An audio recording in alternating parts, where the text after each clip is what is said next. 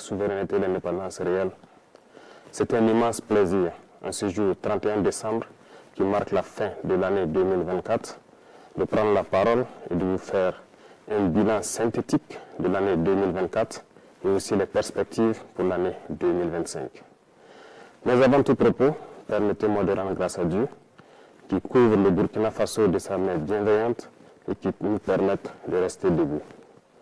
Je rends donc un vibrant hommage à toutes nos forces combattantes qui se battent jour et nuit jusqu'au sacrifice suprême pour que notre patrie reste et demeure. Je souhaite un prompt rétablissement à tous ceux qui ont été blessés dans cette barbarie et je prie Dieu pour le repos des âmes de tous ceux qui sont tombés dans cette bataille. Aussi, je voudrais rendre un hommage au vaillant peuple burkinabé, de l'intérieur comme de l'extérieur, qui continue de contribuer de façon massive pour que nous menions cette guerre et aussi que nous amorcions notre développement réel. 2024 a été une année pleine de défis. Sur le champ de bataille, l'ennemi a essayé de reprendre l'initiative stratégique pour nous empêcher d'atteindre nos objectifs. Mais grâce à nos vaillants et résilientes forces combattantes, nous avons pu maintenir le cap et toujours garder l'initiative. Aujourd'hui, plus que jamais, nous menons des offensives et nous partions où nous souhaitons mener les actions et nous traquons ces criminels jusqu'à leur dernier retranchement. Cela a été possible grâce à une dynamique enclenchée depuis 2023 et qui se poursuit toujours. Notamment, il s'agit de l'équipement de nos forces combattantes en moyens logistiques, en moyens de manœuvre et en moyens feu. Et nous allons continuer à accroître tout au long de l'année 2025 pour que l'armée dont nous rêvions puisse être une réalité et puisse protéger notre patrie pour des années, des décennies à venir. Nous continuerons le recrutement comme il a été le cas en 2024. Pour cette seule année, nous avons recruté au sein des Forces armées nationales seules plus de 15 000 hommes qui sont toujours en formation dans les centres et qui devront donc renforcer les rangs des forces combattantes au cours de l'année 2025. Nous poursuivrons également la formation de manière intensive en collaboration avec tous les amis de Burkina Faso pour que nous puissions avoir l'armée que nous souhaitons. Sur le volet du maillage du territoire, plusieurs unités ont vu le jour avec une armée qui est la brigade spéciale d'intervention rapide et nous continuerons de renforcer la capacité de toutes les armées pour faire face à la menace actuelle et les menaces à venir. Dans ce sens, il y aura la création au cours de l'année 2025 d'au moins 5 bataillons d'intervention rapide qui seront placés donc dans des zones stratégiques et aussi au niveau de l'armée de terre, nous verrons la création d'un groupement expéditionnaire Sahel. Tout cela dans l'objectif de pouvoir densifier le champ de bataille et de reconquérir la totalité de notre territoire. Au niveau des forces de sécurité, le réajustement va se poursuivre de manière stratégique et nous souhaitons que ces forces puissent s'adapter de manière intelligente et avec une grande flexibilité à la reconquête du territoire pour pouvoir combler les interstices et les couloirs qui pourront servir donc à ces criminels pour s'infiltrer. Nous poursuivrons donc les efforts avec l'accompagnement du peuple pour mettre à niveau toutes nos forces combattantes et pouvoir mailler et reconquérir l'intégralité de notre territoire. Et pour ce faire, les infrastructures routières sont très importantes pour accompagner la reconquête du territoire. Au cours de l'année 2024, plusieurs projets ont vu le jour, notamment en matière de construction de routes tant dans nos villes que dans nos campagnes. Dans ce sens également, il a été créé l'initiative Faso Mabou, qui devra donc à terme pouvoir doter chaque région d'une brigade de construction de routes. Déjà, les équipements pour les premières brigades sont en route et dans quelques jours, elles pourront être opérationnelles et devront commencer à agir pour le bonheur donc de nos forces combattantes pour leur mobilité sur les champs de bataille et aussi doter certaines zones qui depuis là n'ont pas de route, de bonnes routes pour qu'ils puissent communiquer. Qui parle de route, parle aussi d'écoulement de nos produits. En ce sens, nous avons intensifié en matière d'agriculture notre production cette année 2024. Les résultats sont très satisfaisants et nous rendons grâce à Dieu qui nous a permis d'avoir une très bonne pluviométrie sur l'ensemble du territoire national. La production a été exceptionnelle et nous allons poursuivre dans ce sens. Plusieurs spéculations ont été introduites, des spéculations de rente, telles que le cacao, le café, l'avocat, le blé, bien d'autres. qui devront permettre de pouvoir stopper plus ou moins les importations au Burkina Faso et aussi de transformer ces matières et de revendre à l'extérieur pour faire entrer des devises dans notre pays. Tout ceci contribue au développement de notre patrie que nous sommes en train donc d'amorcer petit à petit. Sur le volet de l'élevage, plusieurs projets ont été menés au cours de l'année 2024, notamment donc le renouvellement du cheptel à travers donc plusieurs initiatives, mais également nous sommes en train de mettre en place un système pour l'alimentation du bétail et du poisson. Plusieurs campagnes de vaccination ont eu lieu, gratuites par endroits et subventionnées par d'autres endroits. Nous poursuivrons nos efforts en faveur du monde paysan à travers donc les intrants et toute la mécanisation qui doit suivre pour les accompagner, produire et atteindre notre objectif qui est l'autosuffisance alimentaire et pourquoi ne pas exporter nos excédents.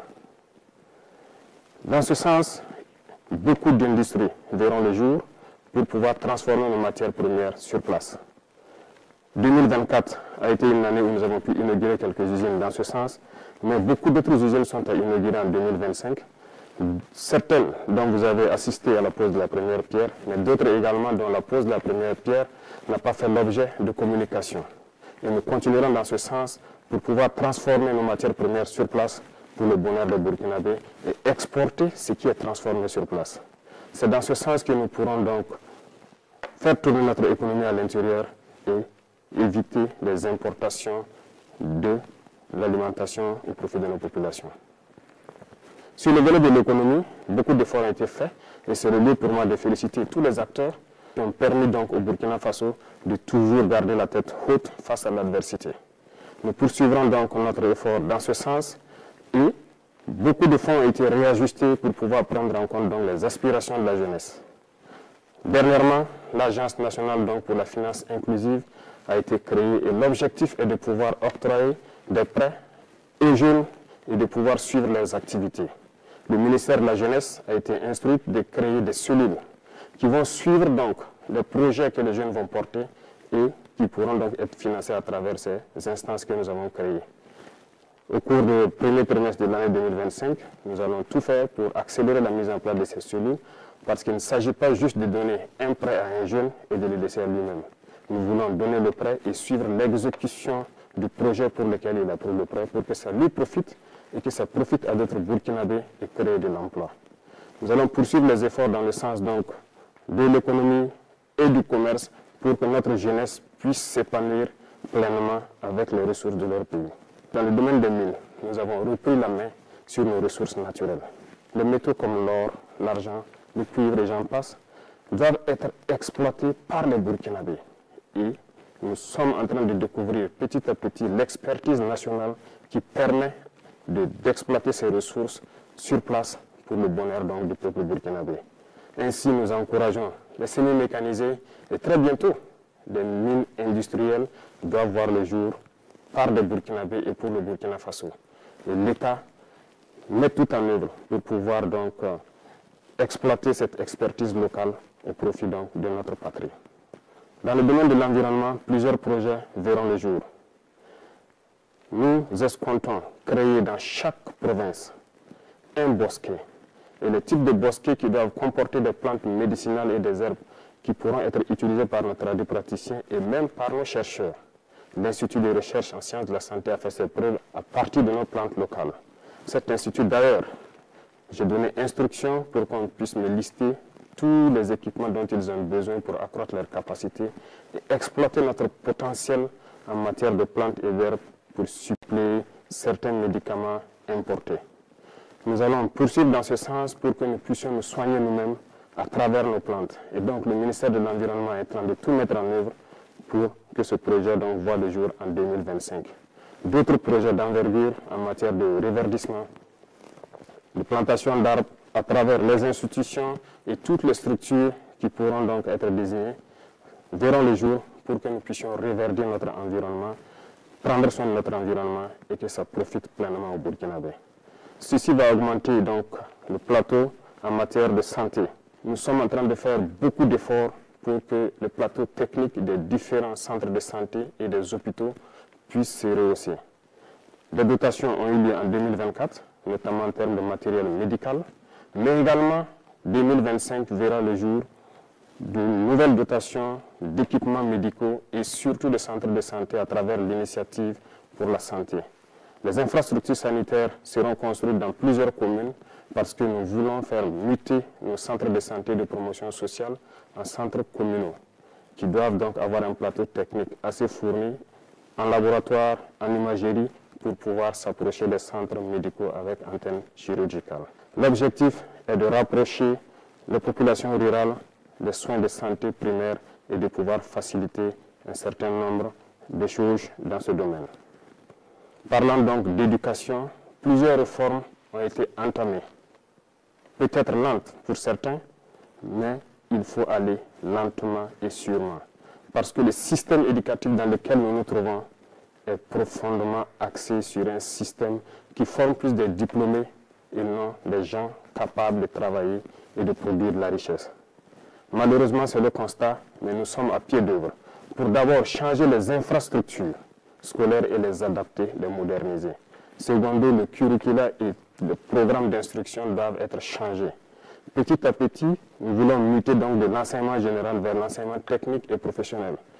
Cette mutation est en cours et cela va demander un peu de temps pour que nous puissions être dans les normes que nous souhaitons.